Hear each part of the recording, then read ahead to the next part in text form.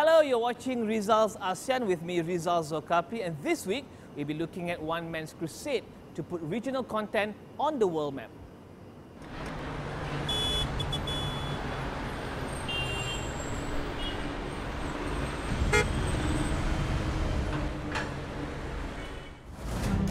Joe Sidek is dubbed the father of the Georgetown Festival. His passion comes through when he talks about the culture and content-related programs that he's working on. This will be Georgetown Festival's 8th year and it's going stronger than ever. Joe's priority is to ensure that the locals are able to enjoy the festival. Joe is also passionate about ASEAN content.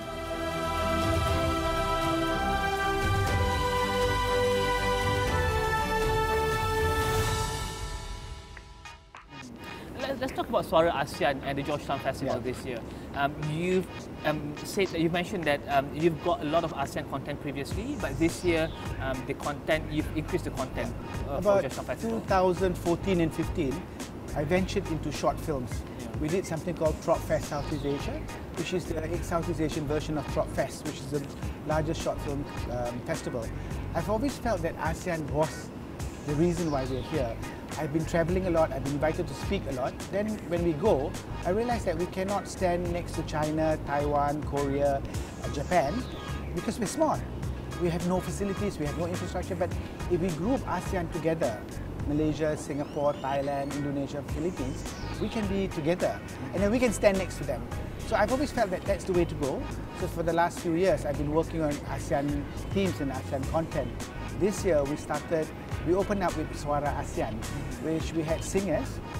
We had Adibah Noor, Sean Ghazi, Anchi from Indonesia, Thailand, Gustea from Indonesia, performing the Penang Philharmonic and the Madrigal singers. But that's a normal sing-song on stage thing.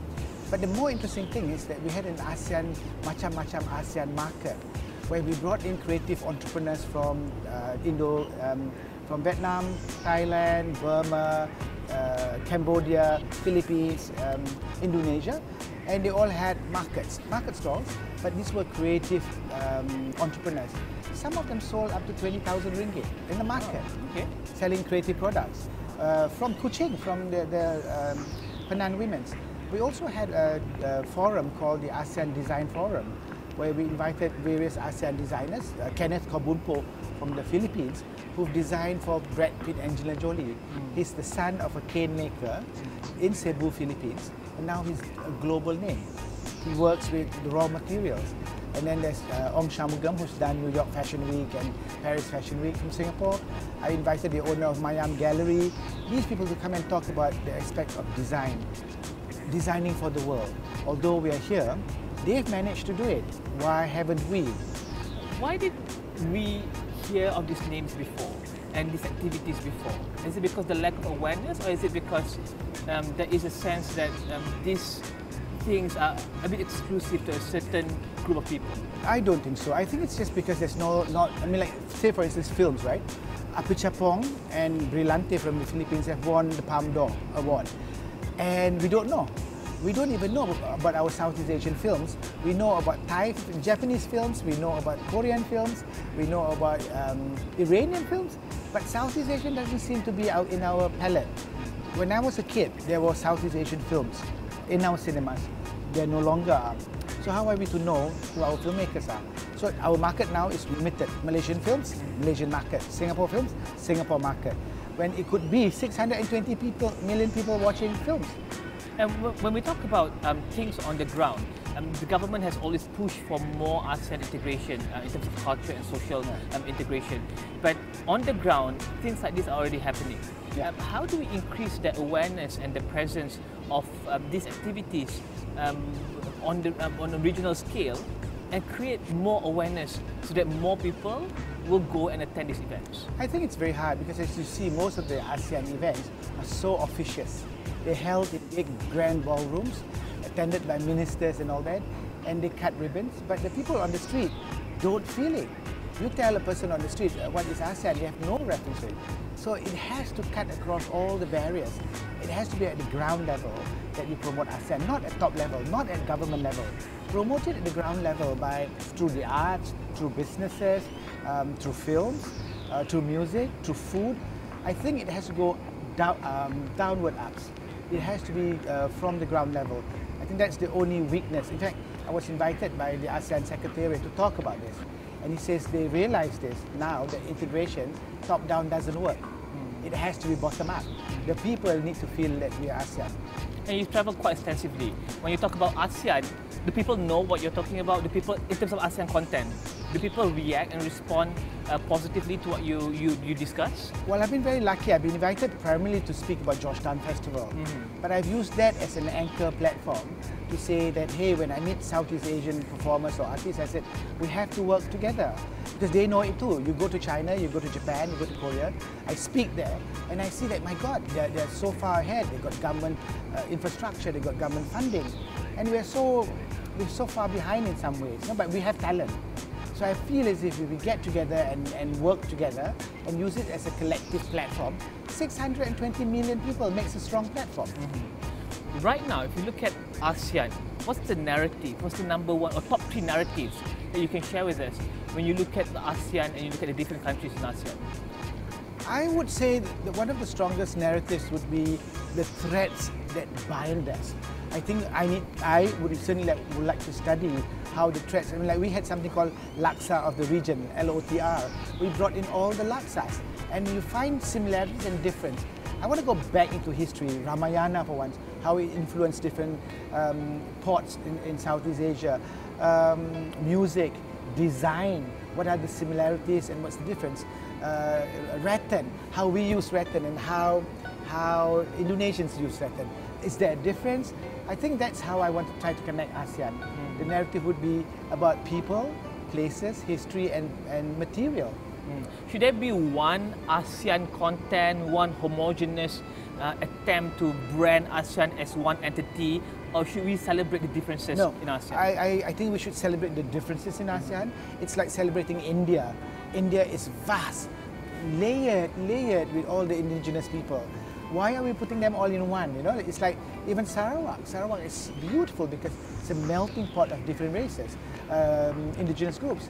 Penang, Malaysia for that matter too. We're not all Malays. We're all Malaysians, but Malaysian is a nationality. But we come with different interesting stories and interesting histories. I think we should celebrate it and not be afraid. Right now, if you look at the trend globally, content can travel really fast. Yeah. You've got YouTube, you've got mobile phones, you've got smartphones, people can just exchange content really fast. Yeah. And you've got young people in ASEAN.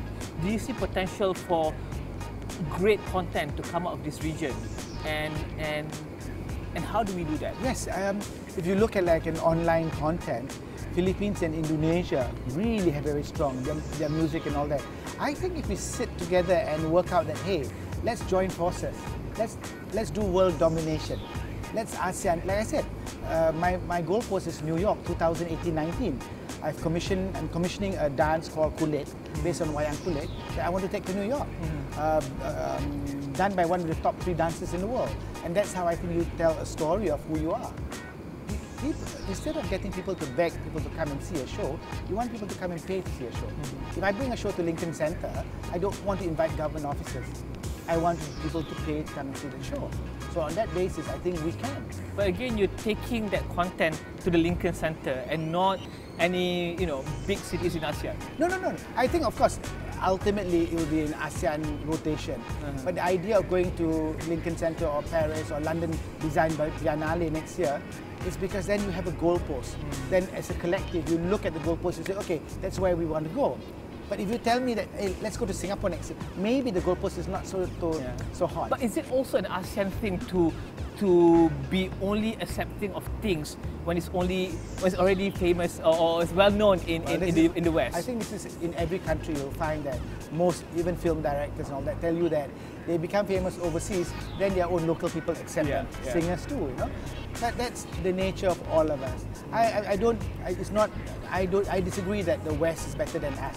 I mean, I come in from a little island in Penang. I brought people in. I brought people in. I want to stay in Penang. I will always stay in Penang because it's a wonderful island. I don't look to the West as better than us. I actually look to the West as conquering. I don't look to the West as they're better than us, as if like, oh, I've achieved points there. but it's world domination. I want to show them that we're just as good, or if not better. I think we can. I really feel like we can.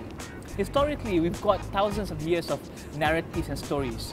Do you think one day will be the source for content in the future? Do you think one day it should be? Yeah. It should be, because like I tell all my American friends that we were cosmopolitan when we haven't even been discovered. Really, you know, like India and China were already culturally developed when America was vast land, wasteland. So I think that we should look at backwards and relish what we have in strength and tradition to say, hey, we're not behind you all, you know? Whether it's the arts or culture, I don't think we're behind. Maybe Industrial Revolution, we've lost out in a bit, but I think we can catch up back again. Let's talk about your directorial debut at the Georgetown Festival this year. Yeah. I think you've been trying to avoid that because you didn't mention that at all. But what are you doing for that? And let's talk about that. Oh yeah, I'm 59 years old. 40 years ago, I saw a play called The Human Voice, a Jean Cocteau play. It's about loneliness. And I've always been mesmerized by the subject of loneliness, how when Gwyneth Paltrow got dumb or Madonna got dumb, what is it that we need someone beside us or with us for us to feel as if we're complete? So I think Freud in some ways was right. So studying this, I suddenly decided that this year, I don't know why, it's crazy, I've taken on 3 festivals and a director debut. But you know, I'm 59, you have to do it now, even if it's not the world's best play. I'm glad I found Susan Lancaster, and it's working out well. You should come and see it. But it's a play that talks about loneliness. It talks about loneliness. It talks about being dumped. It talks about being alone, and it's about someone's voice. And you presented it at the festival. It's in the closing weekend.